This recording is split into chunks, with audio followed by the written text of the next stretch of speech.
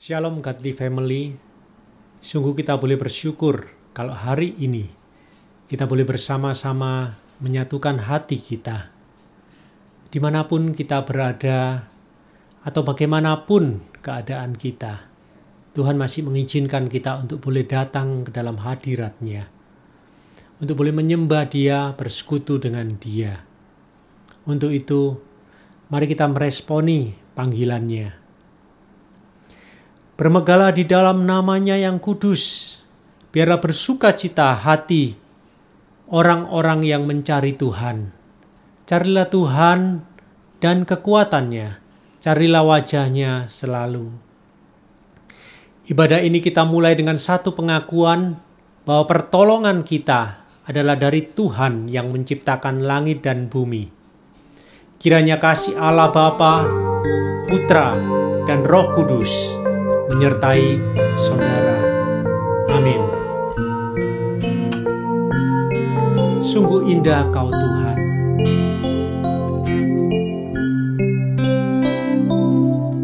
Ku cari wajah-Mu, temukan kasih-Mu. Kau bukan Tuhan yang jauh dariku.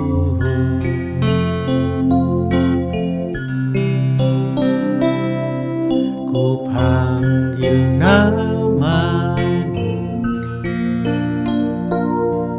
ku dengar jawab-Mu.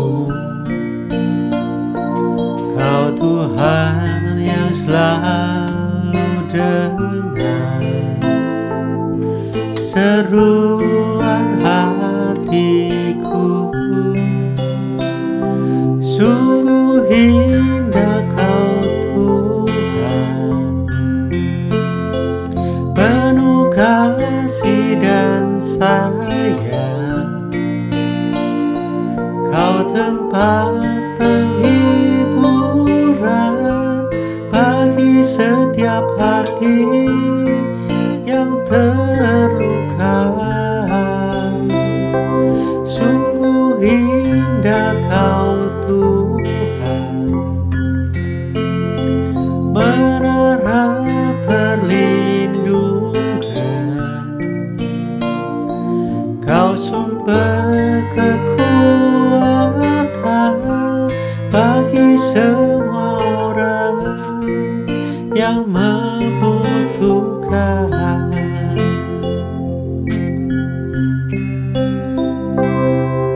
Ku cari wajah-Mu, temukan kasih-Mu. Kau bukan Tuhan yang jauh dariku.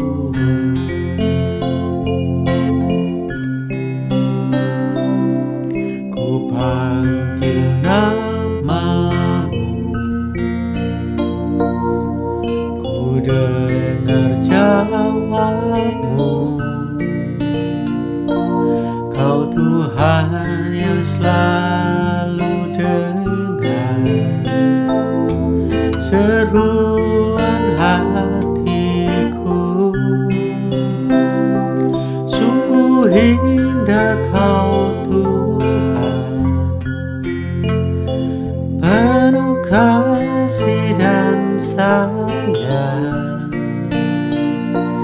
Kau tempat penghiburan bagi setiap hati yang terluka.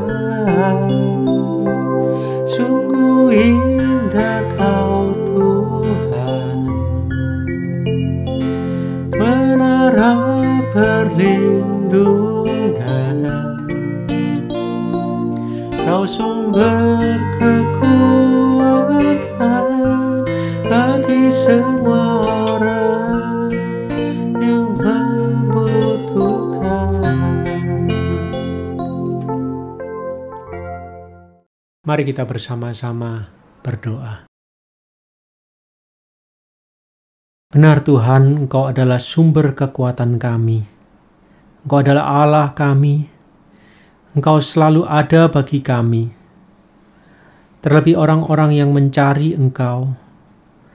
Tetapi Engkau tahu Tuhan, kami adalah manusia yang penuh dengan dosa. Manusia yang tidak layak di hadapan-Mu. Manusia yang seharusnya binasa oleh dosa kami.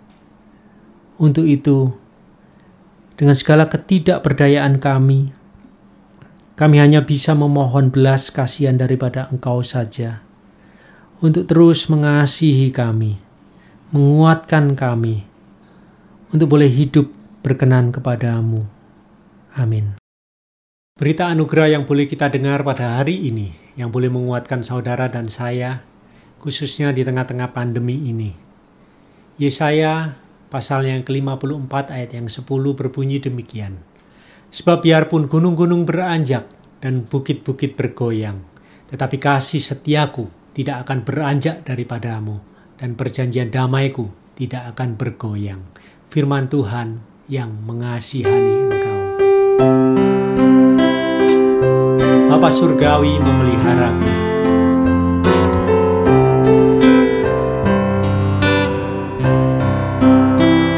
Kepada Allah aku berharap, di darat atau di laut yang gelap, setiap saat waktu benar, Bapa Surgawi memeliharaku.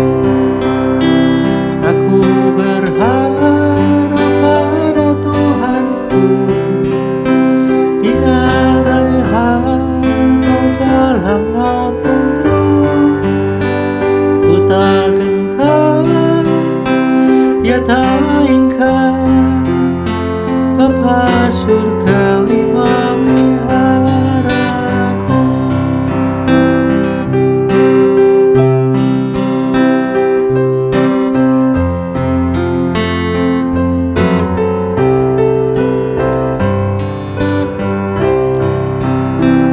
Bunga di padang dipeliharanya, burung di langit pun dibimbingnya. Sudah tentu termasukku, Bapa Surgawi memeliharaku. Aku berharap pada Tuhanku, di ngarai atau dalam laut mendung.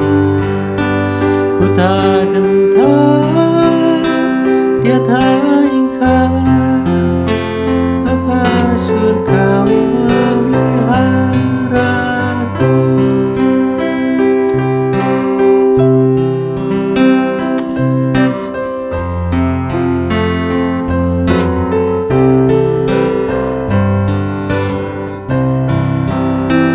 Walaupun jalanku jadi gelap, juru selamatku tak pernah lelah. Dipimpinnya aku pulang, Bapa Surgawi memeliharaku. Aku berharap pada Tuhanku, di ngarai atau dalam laut mendung. Ku tak gentar, dia tak ingkar, Bapa Surgawi memeliharaku.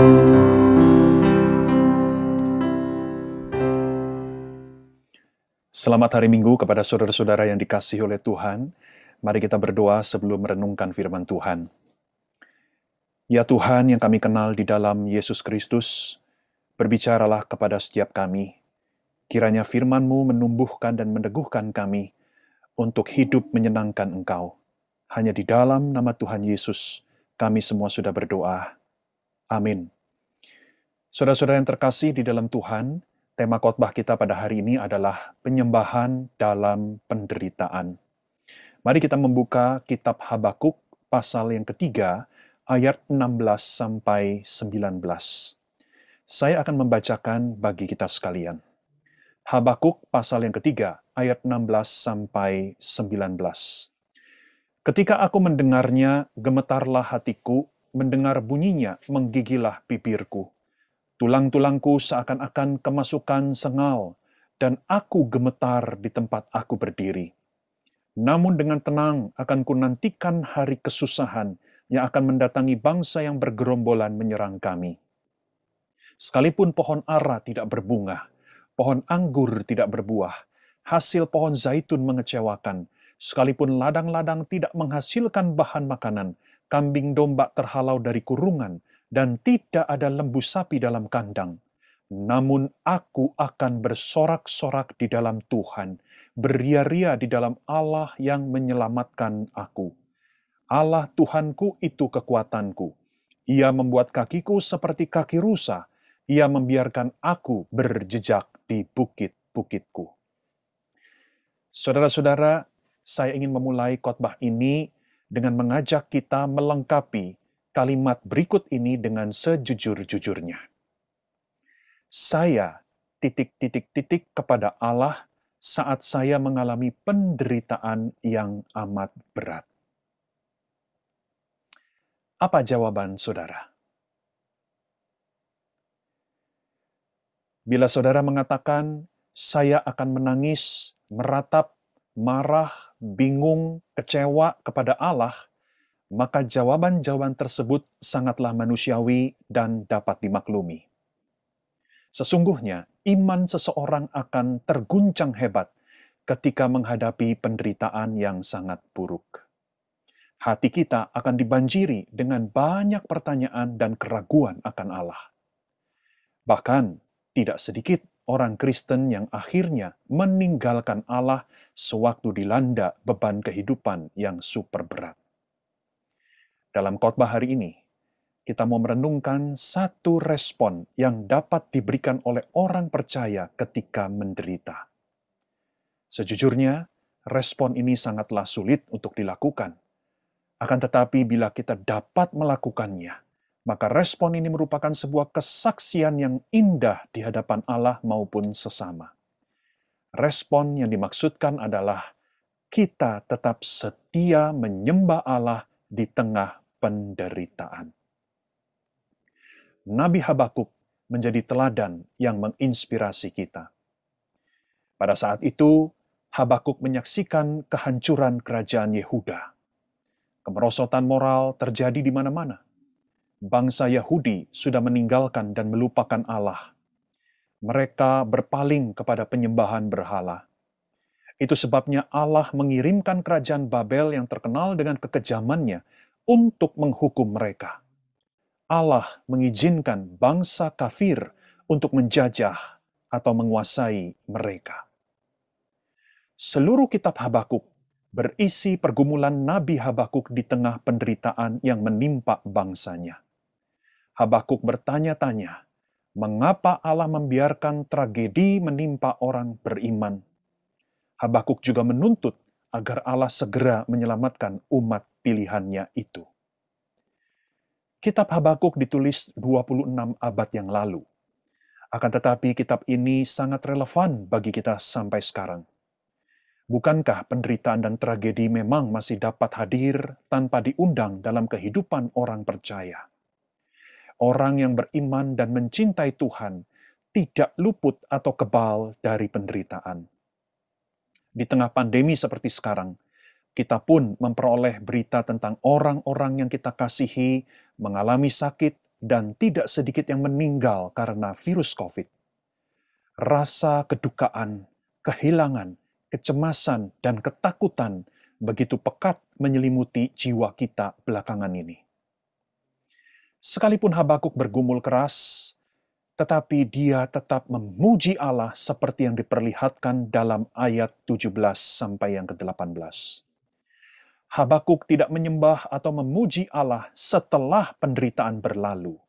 Habakuk memutuskan untuk tetap menyembah Allah justru saat penderitaan masih berlangsung. Ayat yang ke-16 memberikan petunjuk bahwa Habakuk menuliskan pasal ini persis sewaktu pasukan kerajaan Babel mulai menyerbu ibu kota kerajaan Yehuda, yaitu Yerusalem. Kisah selengkapnya dapat dibaca dalam Yeremia pasal ke-39.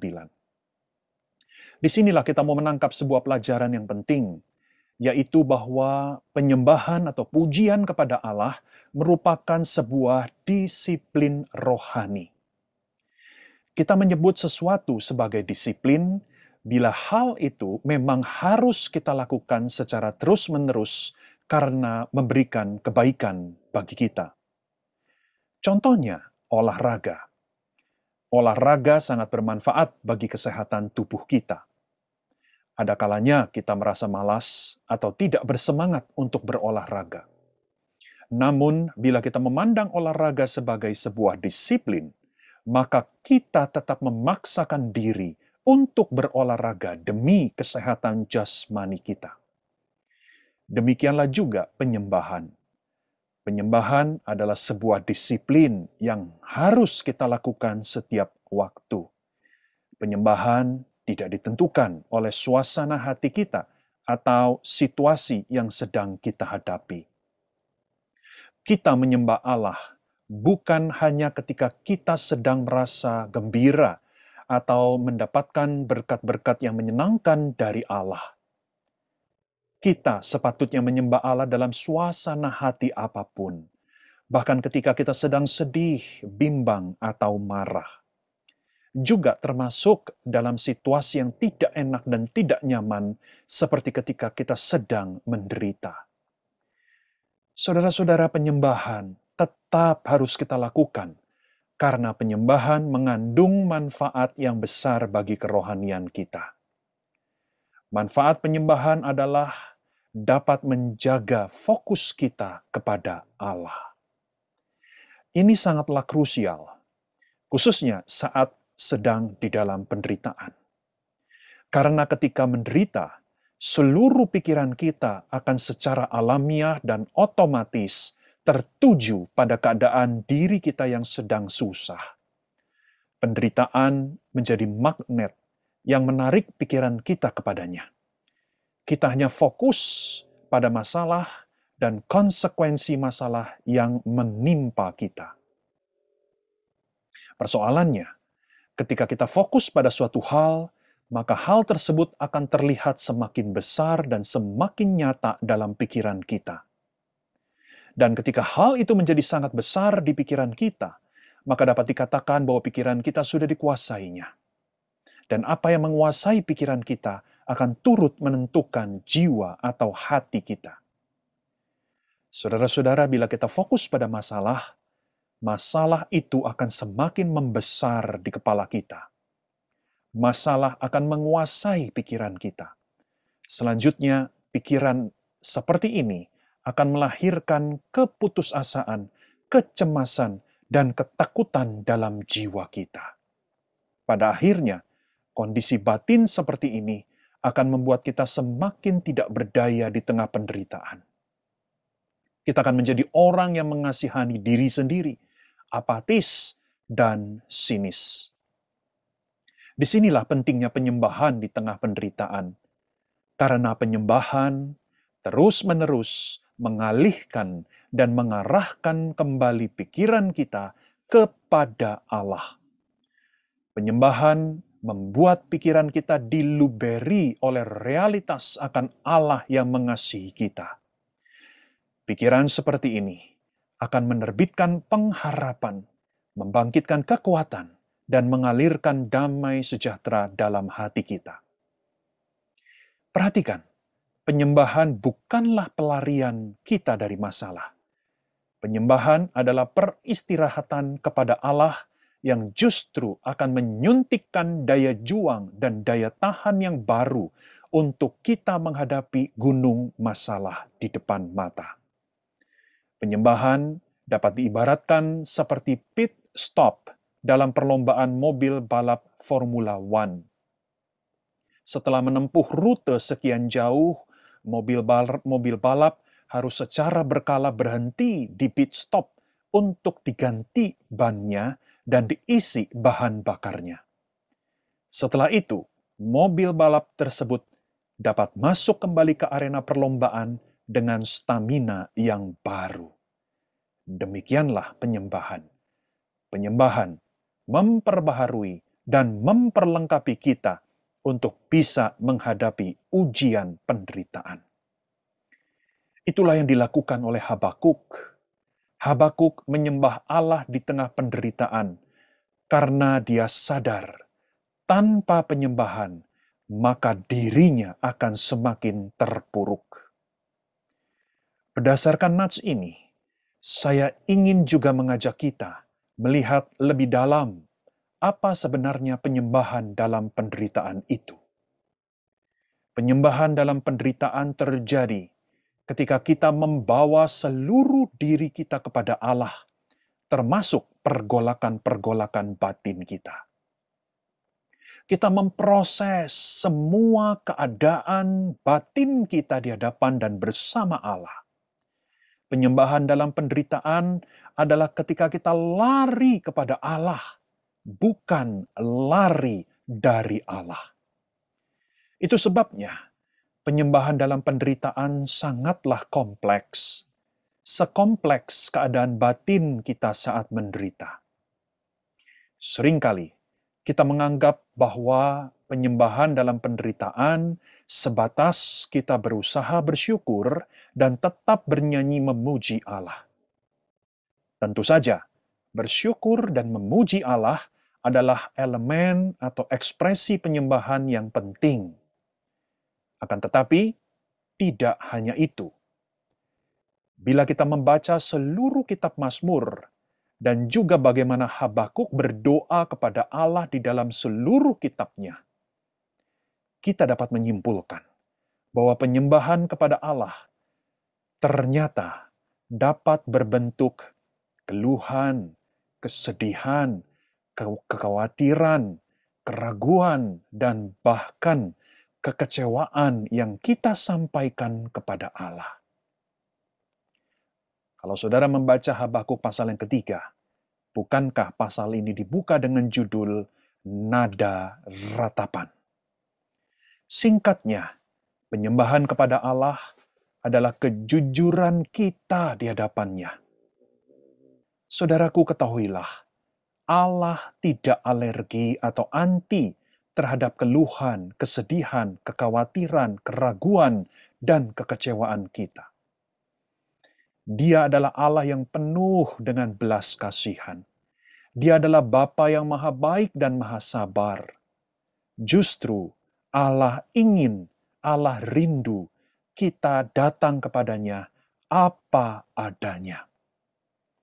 Penyembahan kepada Allah dalam penderitaan adalah ketika kita telanjang di hadapan Allah. Kita mengungkapkan segala isi hati kita yang terdalam secara terbuka di hadapan Allah. Kita menantikan Allah dalam penderitaan. Kita tetap belajar mengakui Allah berdaulat atas hidup kita. Sekalipun kita sebagai manusia tidak bisa memahami secara tuntas apa rencana Allah di balik penderitaan yang sedang kita hadapi, kita tetap belajar untuk mengakui bahwa Allah jauh lebih bijaksana daripada diri kita.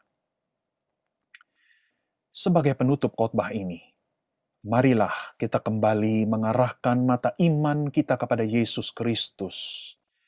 Karena di dalam Yesus Kristuslah kita menemukan Allah yang berpartisipasi dalam setiap penderitaan kita umatnya. Allah bukanlah pribadi yang tidak peduli. Allah bukanlah pribadi yang steril dari penderitaan. Surat Ibrani mengatakan bahwa Yesus Kristus semasa hidupnya di bumi telah mengalami pelbagai macam penderitaan dan ujian. Surat Ibrani juga menegaskan bahwa Yesus Kristus yang sekarang duduk di sebelah kanan Bapanya dapat merasakan pergumulan kita karena Dia pernah melaluinya sebelumnya. Mazmur 23 mengatakan bahwa Allah adalah Sang Gembala yang setia mendampingi kita di dalam lembah kekelaman. Bukankah Yesus Kristus pernah menyebut dirinya sebagai gembala yang baik? Di dalam penderitaan, Yesus Kristus tidak pernah meninggalkan kita. Sesungguhnya, Yesus Kristus jauh lebih dekat dan jauh lebih lekat dengan diri kita daripada yang kita sadari. Penyembahan kepada Allah akan memungkinkan hati kita untuk mengalami hadirat Allah di dalam sumur penderitaan kita. Amin. Mari kita berdoa meresponi firman Tuhan. Bapa Surgawi, kami datang kepadamu. Kami bersyukur atas firman-Mu. Tolonglah kami Tuhan, supaya di dalam penderitaan, mata iman kami tetap terarah kepadamu. Kami membawa seluruh diri kami kepadamu, sekalipun kami menghadapi begitu banyak kesusahan. Kami tidak lari dari-Mu Tuhan, tetapi kami mau lari kepadamu ya Tuhan. Hanya di dalam nama Tuhan Yesus, Allah yang bersolidaritas, Allah yang berpartisipasi di dalam penderitaan kami telah berdoa.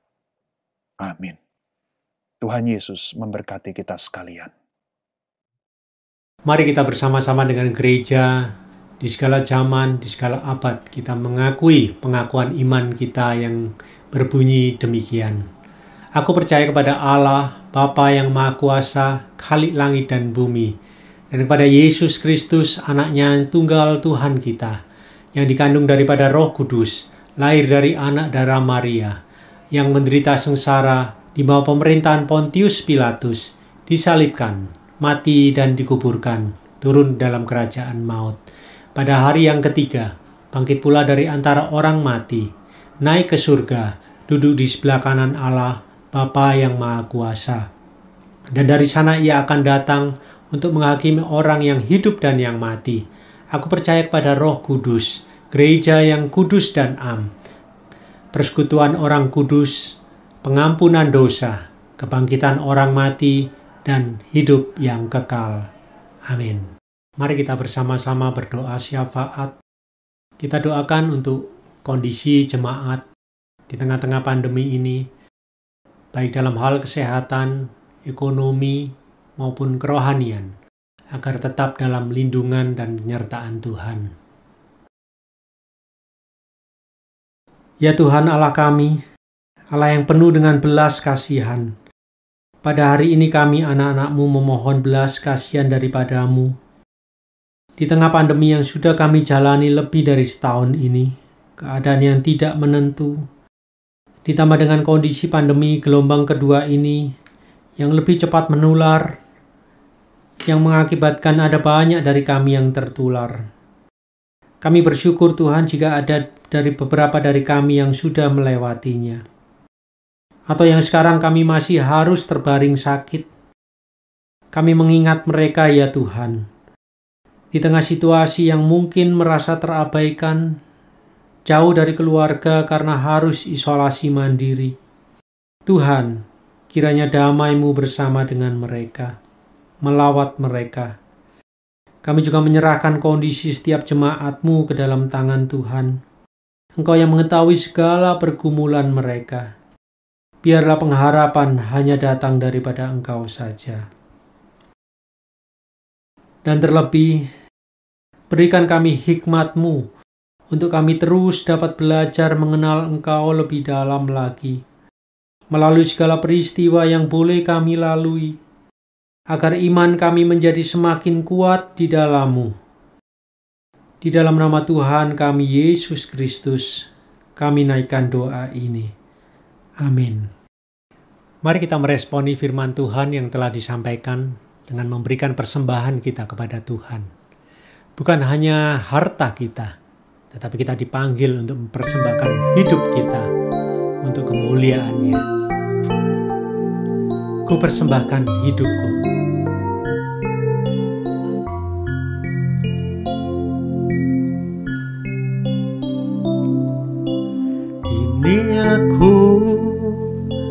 semua milikku ku serahkan padamu Tuhan. Penyesalan dan kebanggaan, suka dan duka, semua ku serahkan. Yang telah lalu, yang kan datang, hasrat dan harapan yang terbayang, masa depan dan rencanaku, semua ku serahkan dalam tanganmu. Ku persembahkan hidupku kepadamu Tuhan, untuk kemuliaan-Mu ku berikan hidup ini sebagai persembahan yang berkenan padamu. Ku berikan hidupku,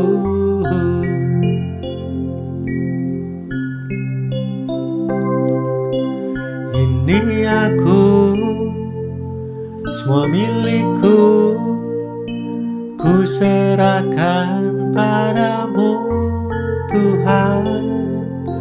Penyesalan dan kebanggaan, suka dan duka, semua ku serahkan.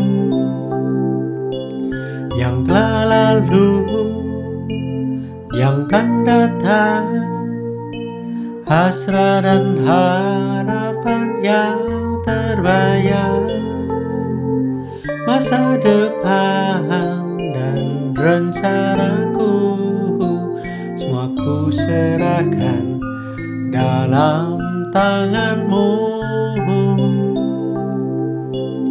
Ku persembahkan hidupku kepadamu Tuhan, untuk kemuliaan-Mu ku berikan hidup ini sebagai persembahan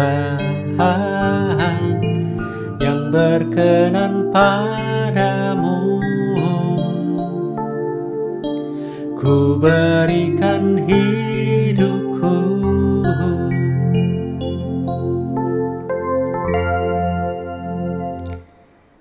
Mari kita berdoa. Kami bersyukur Tuhan untuk kesempatan di mana kami dapat membalas segala kebaikan Tuhan melalui persembahan pada hari ini. Kiranya Tuhan sendiri yang menguduskannya untuk dapat dipakai menjadi alat bagi kerajaan-Mu di dunia ini.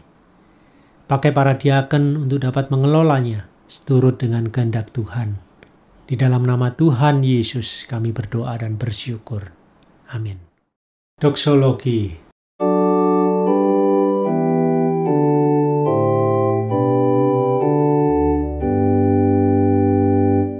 Puji Allah Bapa Putra, puji Allah Roh Kudus, ketiganya yang esa. Pohon selamat sumber berkah.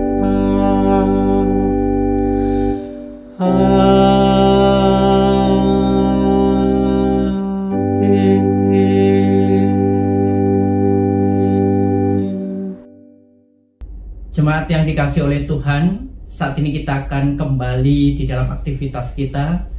Karena itu, tetaplah percaya kepada Tuhan yang sanggup memberikan pertolongan tepat pada waktunya.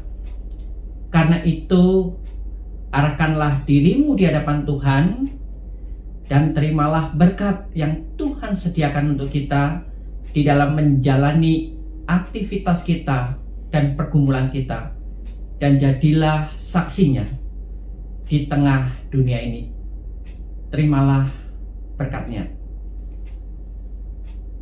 Tuhan memberkati dan melindungi engkau. Tuhan menyinari engkau dengan wajah-Nya dan memberi engkau kasih karunia.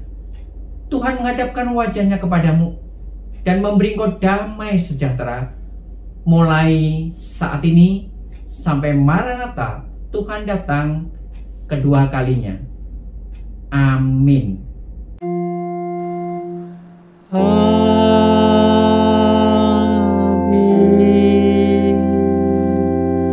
Amin.